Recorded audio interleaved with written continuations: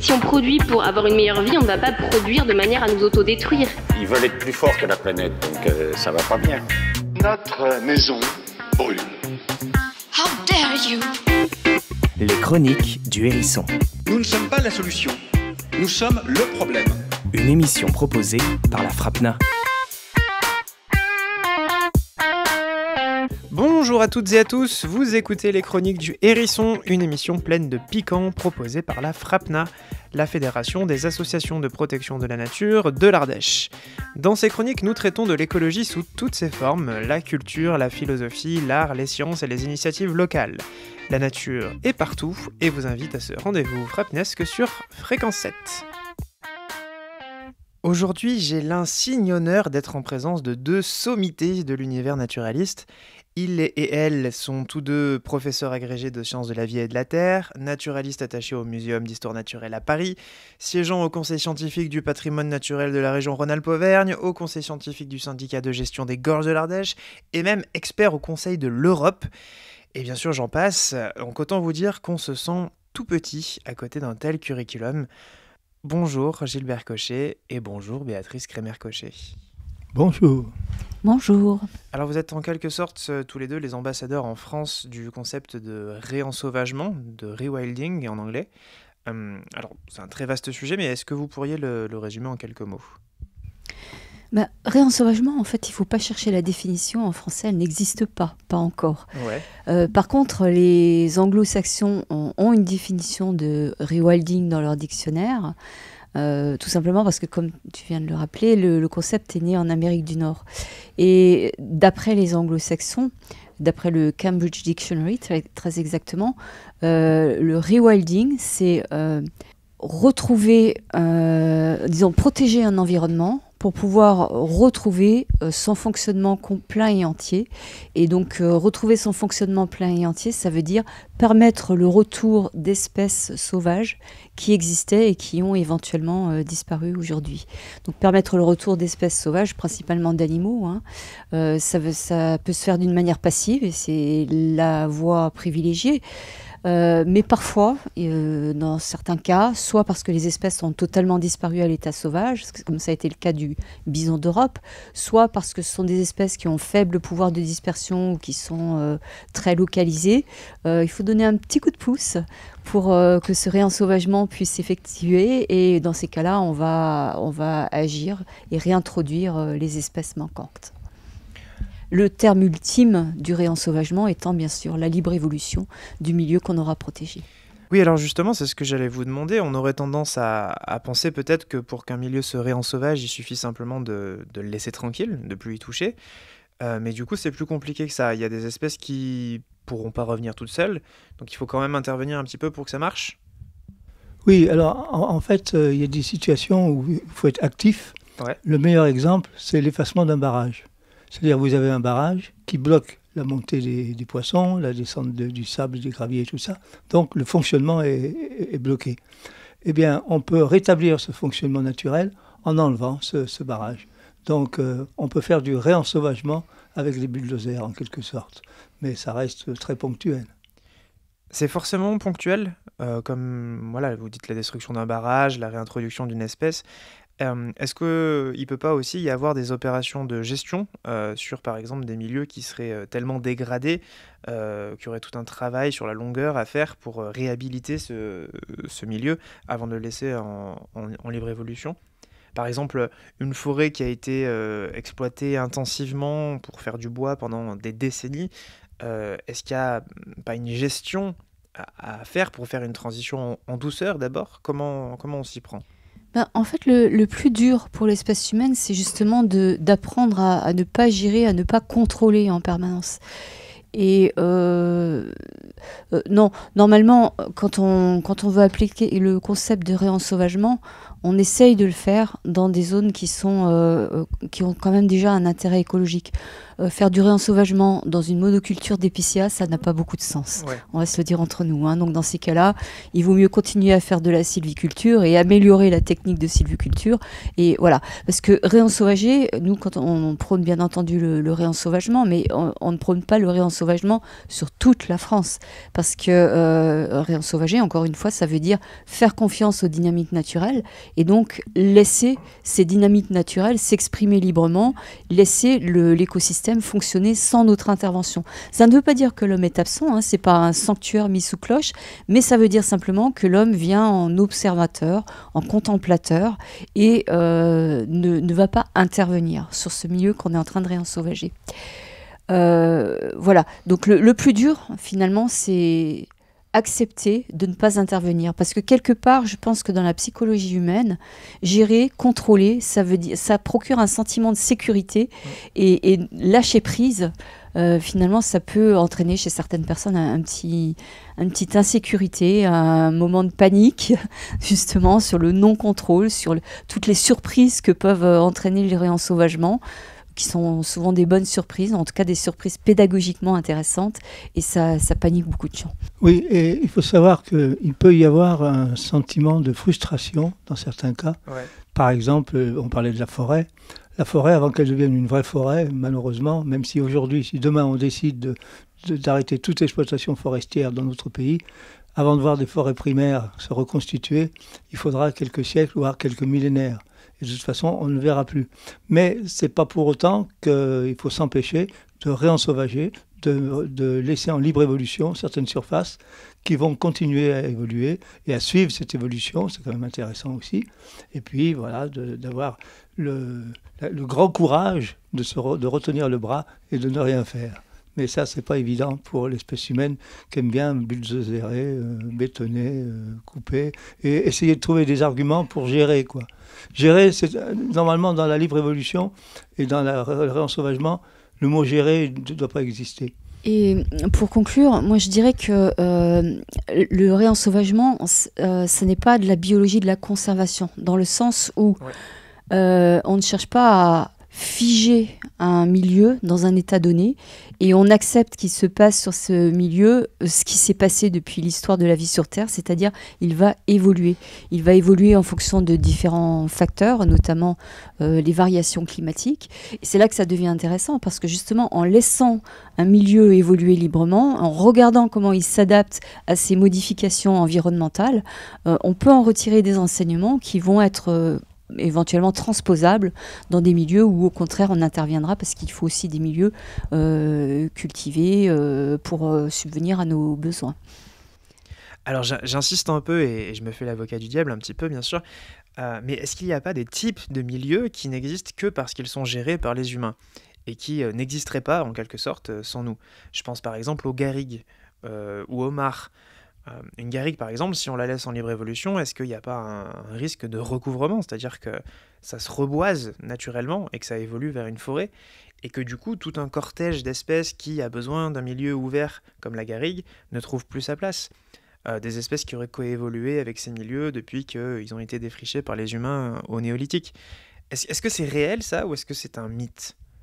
Non, à mon avis, le temps est trop court pour qu'il y ait une pareille évolution, même depuis le néolithique.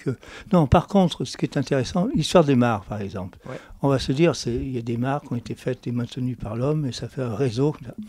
La question intéressante à se poser, c'est avant que l'homme soit présent, notamment avant le néolithique, où étaient ces animaux? Ouais. Où étaient ces mares? Bien, on a la réponse. Vous allez en Pologne, à Białowieża, dans une forêt naturelle, qui n'est pas drainée. Toutes nos forêts en France, par exemple, sont toutes drainées sans aucune exception, puisque au bord de la route, au bord de la piste, on creuse un sillon, là, un petit canal. Alors qu'au contraire, quand vous allez à Białowieża dans une forêt primaire, eh bien, quand il pleut, l'eau, elle ne part pas, puisqu'il n'y a pas de drain. Là. Elle reste sur place. Ça fait une mare qui vont exister de façon très aléatoire dans l'espace et le temps. Et ça, c'est intéressant. Et alors, ça me donne l'occasion de prendre un autre exemple. C'est le cas des mares qu'on trouve actuellement dans le Vercors, sur les hauts plateaux du Vercors. Oui.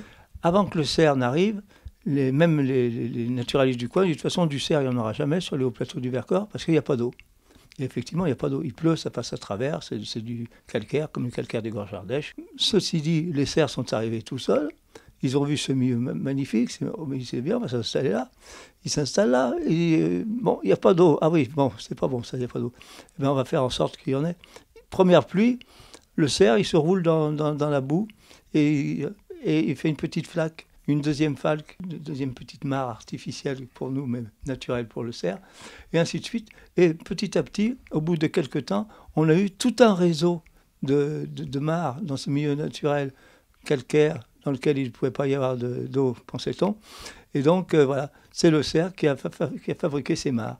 Donc, soyons rassurés, si on laisse faire la nature, elle sait faire des mares toute seule, elle sait faire des plans d'eau, elle sait faire des rapides, elle sait tout faire.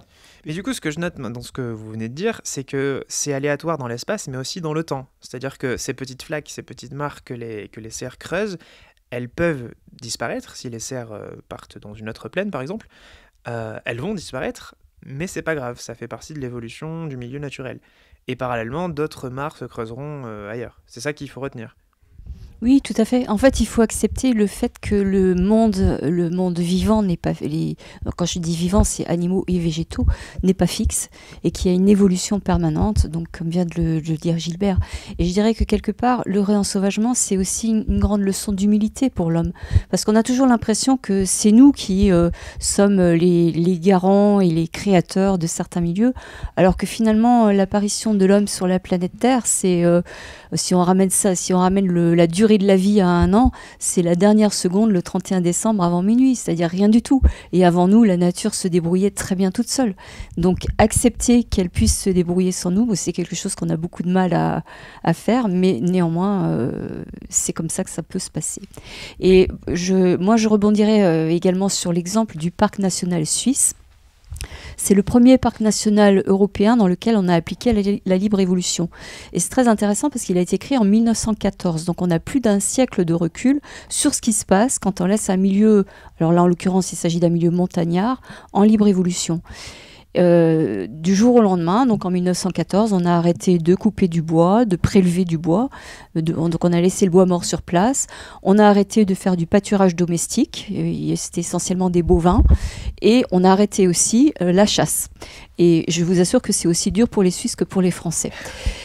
Et donc, ce qu'on pensait ne s'est pas toujours produit, notamment en ce qui concerne la fermeture des milieux, donc ce qui est le grand argument de certaines personnes, y compris parmi les écologues, qui vous disent « oulala, mais si vous laissez en libre évolution, le milieu va se fermer, il va y avoir des arbres partout ».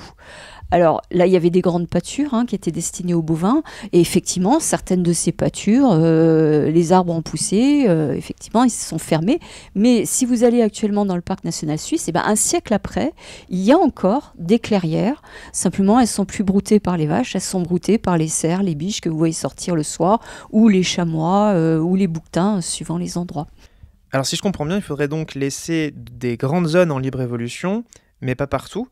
Alors comment on fait pour choisir quelles zones vont être réensauvagées et lesquelles peuvent continuer à être anthropisées, à accueillir les activités humaines ? Alors, il y a une vraie réflexion à avoir sur la place qu'on laisse à la libre évolution. Actuellement, ça va être le cœur des parcs nationaux, certaines réserves biologiques intégrales. Je n'ose même pas comptabiliser les réserves naturelles nationales qui sont comptées comme étant des zones de protection fortes, mais qui dans la réalité ne le sont pas toujours.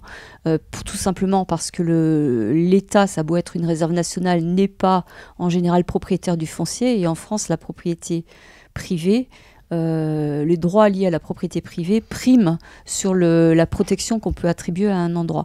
Donc actuellement, les zones en libre évolution en France, c'est à peu près 1% du territoire. Un biologiste de la conservation qui nous a quittés il y a 2 ans, Edward Wilson, nous disait que pour simplement enrayer la 6e extinction de masse à laquelle on assiste actuellement, il faudrait pouvoir restituer 50% des continents aux autres formes de vie. Donc vous voyez, il y a encore de la marge. Là, les directives européennes, actuellement, c'est mettre 10% du territoire de chaque État en protection forte. Alors eux, ils disent en protection stricte, donc ça sous-entend pas d'exploitation, etc. Bon, en France, on a un petit peu modulé ça, parce que c'est très français. On essaye de contourner un petit peu les choses et puis de les arranger pour faire plaisir à certains lobbies. 10%, ça nous paraît beaucoup parce qu'on part de 1%. Mais en réalité, c'est tout à fait possible. D'autres pays d'Europe, ils sont arrivés. L'Italie, par exemple, dans les années 90, c'était lancé, c'était Franco Tassi, qui était directeur des parcs nationaux à l'époque, qui avait lancé le défi des 10% justement à l'Italie et avait proposé de créer un certain nombre de nouveaux parcs nationaux. Eh bien, ils y sont arrivés. En Allemagne, un certain nombre de landes sont également déjà à 10% de surface en protection stricte. Donc si eux y arrivent, on devrait y arriver aussi. Oui, donc l'argument qui est souvent utilisé, qui dit que ce qui est possible de faire en Amérique du Nord ou en Afrique, par exemple, parce qu'il y a de très vastes espaces avec des faibles densités de population à l'intérieur, on ne pourrait pas le faire en Europe, parce qu'en Europe, tout est anthropisé, il y a du monde partout, c'est artificialisé partout, donc on ne pourrait pas faire la même chose, on ne pourrait pas laisser plus que quelques petits îlots de libre évolution. Pour vous, cet argument, il n'est pas valable. En Europe, on peut le faire aussi. Oui, en Europe, on peut faire ça, et en France aussi, mais quand même avec des dimensions bien moindres que sur l'Amérique du Nord ou Afrique, effectivement.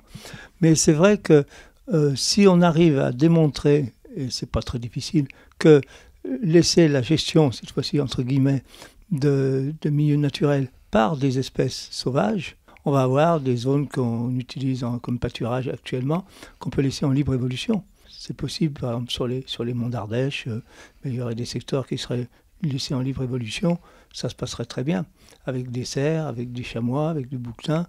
On remplacerait en quelque sorte les ongulés domestiques par les ongulés sauvages. Et les ongulés sauvages, ils se débrouillent tout seuls. Il n'y a pas besoin de vétérinaire, il n'y a pas besoin de... Mais là, par contre, obtenir de vastes surfaces en France en libre évolution, oulala, c'est du lourd, ça. C'est du lourd parce que, en France particulièrement, laisser abandonner un hectare, c'est du crève-cœur, quoi. Donc il y a encore du boulot. Mais sinon, malgré tout, il y a des secteurs. Prenons les Alpes françaises. On a 35 000 km² et là-dessus, on a 3 parcs nationaux. Et à chaque fois, c'est plusieurs dizaines de milliers d'hectares. Donc, c'est quand même pas des petites surfaces. La Vanoise, 60 000, les Écrins, 100 000, Mercantour, 70 000. Donc là, c'est bien. Mais il y a encore de la place pour en faire d'autres. Par exemple, on a un chapelet entre Vanoise et Écrins. Et entre la Vanoise et les Écrins, il y a une vaste zone très sauvage qui mériterait d'être en parc national. C'est le massif Cers-Montabor. Donc voilà, c'est un exemple, mais il y en a d'autres. J'avais fait une carte à l'époque de France, de tous les parcs nationaux potentiels. On pouvait en mettre sur le littoral, un peu de partout. Mais il faut un certain courage. Mais ça existe, ça se fait. Il faudra tôt ou tard sortir des montagnes pour aller créer des zones de protection. On l'a fait avec le parc national de Forêt, qu'on a visité il n'y a pas très longtemps.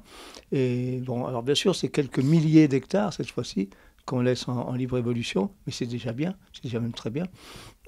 Et il faut voir aussi qu'on a d'autres outils de protection que sont par exemple les réserves biologiques intégrales de l'ONF, les RBI. Dans le Vercors, on a la plus grande réserve biologique intégrale qui fait plus de 2000 hectares. Alors il y en a une maintenant plus grande qui est dans le parc national des forêts. Mais voilà, on a réussi. Moi qui ai une certaine ancienneté, je peux vous dire qu'il y a quelques décennies, faire mettre en protection intégrale une forêt et qu'on n'y touche plus, c'était même pas pensable. Après, il va falloir faire des cellules psychologiques. Et une cellule psychologique, il en faudra peut-être une aussi, car l'émission se termine déjà. Mais pas de panique, Gilbert et Béatrice Cochet seront encore avec nous le mois prochain pour la deuxième partie de cet entretien, puisqu'on a tellement de choses à se dire qu'on a divisé l'interview en 2 parties. Donc merci à tous et à tous, et on se retrouve donc dans un mois pour la suite de cette chronique du Hérisson.